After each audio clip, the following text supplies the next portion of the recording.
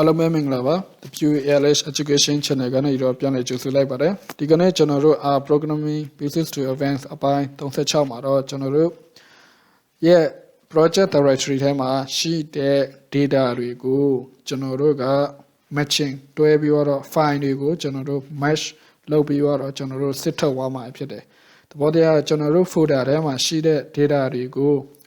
programming ကနေပြီးတော့ကျွန်တော်တို့ဒီ Grepကုတ်ကိုသုံးပြီးတော့စစ်ထုတ်သွားမှာဖြစ်ပါတယ်ကျွန်တော်တို့ data ထဲကနေပြီးတော့ data ကိုစစ်ထုတ်တာမဟုတ်ဘူး folder ထဲက data file တွေကိုကျွန်တော်တို့စစ်ထုတ်သွားမှာဖြစ်ပါတယ်ဒီခန်းကဆိုရင်ကျွန်တော်တို့အရင်အခန်းကအပိုင်း34ရဲ့ set ဖြစ်ပါတယ်ကျွန်တော်တို့အရင်အပိုင်း34မှာကျွန်တော်တို့ list of file ဆိုတဲ့function ကိုကျွန်တော်တို့အသုံးပြုခဲ့တယ်ကျွန်တော်တို့ဒီ list of file နဲ့ပတ်သက်ပြီးတော့ကျွန်တော်တို့ file တွေနေရာရှာခြင်းဆိုတဲ့အခန်းကိုအသေးစိတ်သိချင်ကျွန်တော်တို့အပိုင်း34ကိုပြန်ပြီးတော့ကြည့်ရှုလို့ရပါတယ်ကျွန်တော်တို့ဒီ folder ကို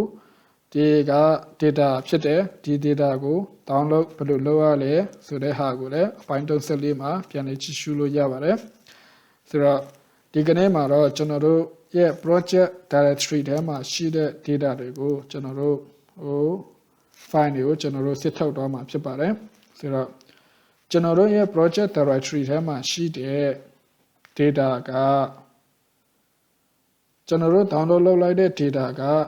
ကျွန်တော်တို့ရဲ့ project directory ထဲမှာမရှိဘူးဆိုတော့ကျွန်တော်တို့ရဲ့ project directory ထဲမှာမရှိဘူးဆိုရင်ကျွန်တော်တို့ဒီတိုင်း freely directory ကိုကျွန်တော်တို့ဘာမှမထားဘဲနဲ့လုပ်လို့မရဘူးပြီးတော့ကျွန်တော်တို့ full stop နဲ့ထားပြီးတော့ကျွန်တော်တို့ရှာလို့မရဘူးဘာလို့လဲဆိုတော့ကျွန်တော်တို့ဘာမှမထားဘဲနဲ့ထားတာနဲ့ဒီ full stop လေးထားတာနဲ့ကတူတူပဲကျွန်တော်တို့ရဲ့ working directory ထဲက file ကိုပဲသူကပြန်ရောက်တော့မှာဖြစ်တယ်ဆိုတော့ဒီဟာကိုကျွန်တော်တို့ထားလို့မရဘူးဆိုတော့ကျွန်တော်တို့ဒီသင်္ကေတကိုထားရမှာဖြစ်တယ်ဘာလို့လဲဆိုတော့ကျွန်တော်တို့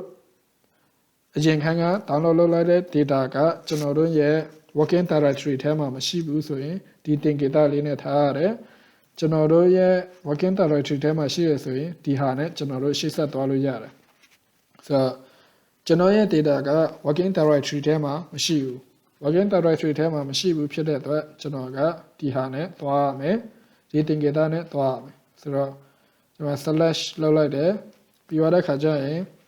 ဘယ်မှာလဲဆိုတော့ဒါက document ကနေစတယ် document ကနေစတယ်ပြီးတော့ခါကျကျွန်တော်ရဲ့ file ဒီထဲမှာပြီးတော့ခါကျတော့programming ထဲမှာကျွန်တော်ရဲ့ file ရှိတယ်ဆိုတော့ဒီဟာကိုကျွန်တော်တို့နှိပ်လိုက်မယ်နှိပ်လိုက်တယ်ဆိုတော့ဒီဟာဆိုရင်ဒီမှာကျွန်တော်ရဲ့ file ကဒီ total တွေနဲ့ပေးထားတဲ့ file တွေဖြစ်တယ်ဆိုတော့ဒီ total တွေနဲ့ file ကိုကျွန်တော်တို့က download ကျွန်တော်တို့စစ်ထုတ်ရမှာဖြစ်တယ်ဆိုတော့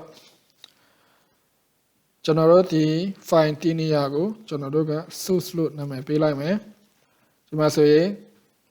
ဒါ download လုပ်ထားတဲ့ file တွေဒီထဲမှာရှိတယ်ဆိုတော့နောက်တစ်ခုကကျွန်တော်တို့ရဲ့ဒီနေ့အခန်းရဲ့အဓိကသင်ခန်းစာက Grep ဖြစ်တယ်ကျွန်တော်တို့ data ကိုရှင်းသွဲမယ်ဆိုတော့ကျွန်တော်တို့ Grep function ကိုသုံးမယ်ဆိုတော့ Grep ပြီးတော့ပထမဦးဆုံးက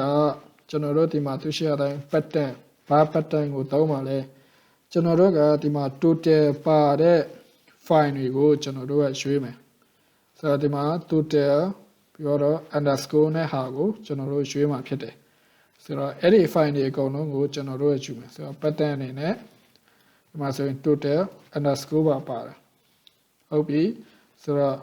ဒီ pattern ကိုယူမယ်နောက်တစ်ခုကကျွန်တော်တို့က pattern ကိုယူပြီးသွားပြီနောက်တစ်ခုကကျွန်တော်တို့ဘယ်ကနေယူမှာလဲဆိုရင်ကျွန်တော်တို့ hori source ထဲကနေရာကိုဖော်ပြရတယ်ကျွန်တော်တို့ hori source ထဲကဟာကိုယူမယ်ဆိုတော့ဒီ source ကိုကျွန်တော်တို့ဒီထဲမှာထည့်ရေးပေးလိုက်မယ်ဆိုတော့ပထမဆုံးဒီဟာကိုကျွန်တော်တို့ဒါ enter နှိပ်လိုက်မယ်enter နှိပ်လိုက်တဲ့ခါကျတော့သူကဘာတန်ဖိုးပေးလဲဆိုတော့ဒီမှာကျွန်တော်တို့82 83 84 85 86 89 88ကျွန်တော်တို့သူက interest တန်ဖိုးအညွှန်းကိန်းနဲ့သူကပေးတယ်ဆိုတော့ကျွန်တော်တို့ကဒီနေရာမှာ interest နဲ့မလို့ချင်ဘူး interest နဲ့ယူလဲရတယ်ဒါပေမဲ့ဒီဘိုင်းမှာတော့ကျွန်တော်တို့ interest နဲ့မယူသေးဘူးကျွန်တော်တို့သူ့ကိုကိုကျွန်တော်တို့ဒီအတိုင်းပြစီချင်တယ်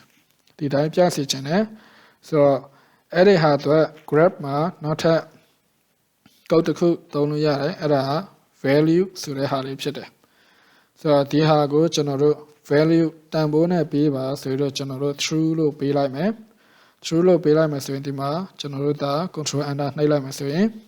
ဒီမှာသူရှိရအတိုင်းပဲကျွန်တော်တို့file ထွက်လာပြီပဲဖြစ်ပါတယ်ဆိုတော့ဒီမှာဆိုရင်ကျွန်တော်တို့ယူလိုက်တဲ့ file file ရရှိသွားပြီပဲဖြစ်ပါတယ်ဆိုတော့ဒီ file တွေကိုကျွန်တော်တို့က save လိုက်မယ် file ဆိုပြီးတော့ကျွန်တော်တို့ save လိုက်မယ်ပြီးတော့နောက်ထပ်ဥပမာအနေနဲ့ဆိုရင်ကျွန်တော်တို့ကထားပါတော့ကျွန်တော်တို့ဒီ file source ထဲမှာကျွန်တော်တို့က total မဟုတ်ဘူးကျွန်တော်တို့က CSV file ရှိတဲ့ဟာတွေအကုန်လုံးကိုလိုချင်တယ်ဆိုရင်ကျွန်တော်တို့ဘယ်လိုလုပ်မလဲဆိုရင်အဲ့ဒါလည်းအဲ့လိုပဲကျွန်တော်တို့ grep function သုံးတယ်ပြီးသွားတဲ့ခါကျတော့ကျွန်တော်တို့က .csv တွေအကုန်လုံးကျွန်တော်တို့ကတွေ့ချင်တယ်ဆိုတော့ဒီမှာကျွန်တော်တို့ .csv လို့ပေးလိုက်မယ်ပြီးသွားတဲ့ခါကျရင်ကျွန်တော်တို့ဘယ်ကနေယူမှာလဲဆိုတော့ကျွန်တော်တို့ file source ပေးထားတာရှိတယ်အဲ့ဆို urc source file source ပေးထားတာရှိတယ်ပြီးတော့ဒီမှာကျွန်တော်တို့နှိုက်လိုက်မယ်ဆိုရင်ဒီမှာ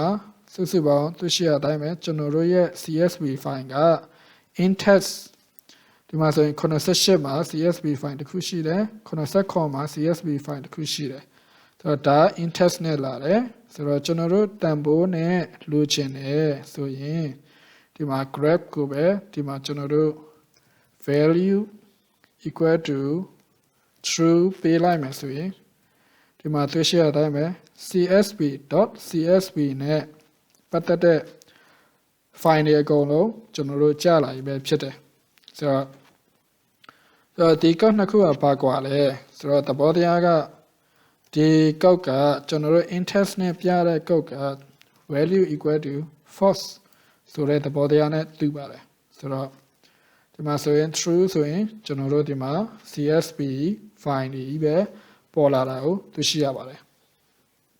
ဒီနေ့စီစဉ်ကတော့ဒီလောက်ပါပဲဒီခါမှမရှင်းနေရှင် comment ထပ်မှာဝင်ရောက်ဆွေးနွေးတော့လို့ရပါတယ်ကျွန်တော်တို့နောက်တစ်နေ့သင်ခန်းစာကတော့ကျွန်တော်တို့ခုနကကျွန်တော်တို့ရှင်တွဲထုတ်ထားတဲ့ project directory ကနေရှင်တွဲထုတ်ထားတဲ့ data တွေအကုန်လုံးကိုကျွန်တော်တို့က for loop ကိုသုံးပြီးတော့ csv တခါလဲ data input data ဖတ်သွားမှာဖြစ်ပါတယ်ဒီ topic ကကျွန်တော်တို့နည်းနည်း advanced ဖြစ်တယ်ဆိုတော့ကျွန်တော်တို့ read.csv ကို file ခုနှစ်ခုအတွက်ကျွန်တော်တို့ခုနှစ်ကြောင်းရေးနေမှာမဟုတ်ဘဲနဲ့တခါတည်းနဲ့ကျွန်တော်တို့ data တွေကိုအကုန်လုံးဖတ်သွားမှာဖြစ်ပါတယ်ဆိုတော့ကျွန်တော် season လေးကို channel တက်တယ်ဆိုရင် like share subscribe လေးနဲ့အားပေးသွားကြပါခင်ဗျာဒီခန်းမှာနှုတ်ဆက်ရင်တော့ for loop csv တွေကိုဖတ်ခြင်းခန်းမှာပြန်လည်ဆုံတွေ့ကြပါစို့